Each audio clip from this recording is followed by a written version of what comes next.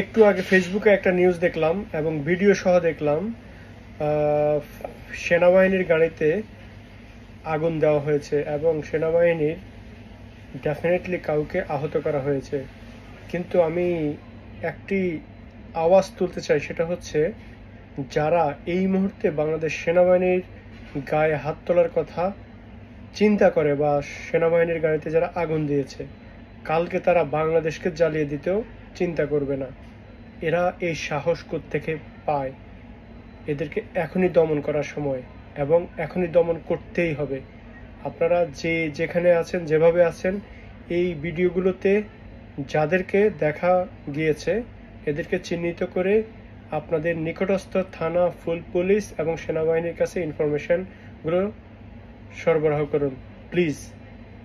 এদেরকে ছেড়ে দেওয়া হবে না, কারণ এরা আমাদের শত্রু, বাংলাদেশের শত্রু। বারবার এরা জ্বালাচ্ছে, বারবার এরা পোড়াচ্ছে। আমাদের সেনাবাহিনী হচ্ছে আমাদের হৃদয়ের স্পন্দন। আমরা যখনই, আমাদের দেশ যখনই একটা ক্রাইসিস মুহূর্তে পড়ে, এই সেনাবাহিনী আমাদেরকে তুলে ধরে। ঠিক যদি সেনাবাহিনী আমাদেরকে তুলে না ধরতো, আজকের বাংলাদেশ মানে কোথায় থাকতো? আমার ইমাজিন আজকের বাংলাদেশ কোথায় থাকতো? সাগর মহাসাগরের পানির বদলে শুধু রক্ত থাকতো। সারা বাংলাদেশ শুধু রক্ত ছাড়া আর কিছুই থাকতো না, যেগুলো আপনারা দেখিয়েছেন। এর বাহিরে, এর বিকল্প হিসাবে আমরা নতুন কিছু দেখতে চাই, নতুন কিছু করতে চাই। আজকে আপনারা যদি ভাবেন সেনাবাহিনীর গাড়িতে আগুন দিয়ে সেটা বন্ধ করা হবে, সেটা ভুল।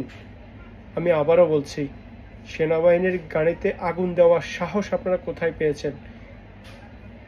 যারা এই সাহস পেয়েছে আজকে, তারা কালকে বাংলাদেশকেও জ্বালিয়ে দিবে। সো তাদেরকে এখনই প্রতিরোধ করতে হবে।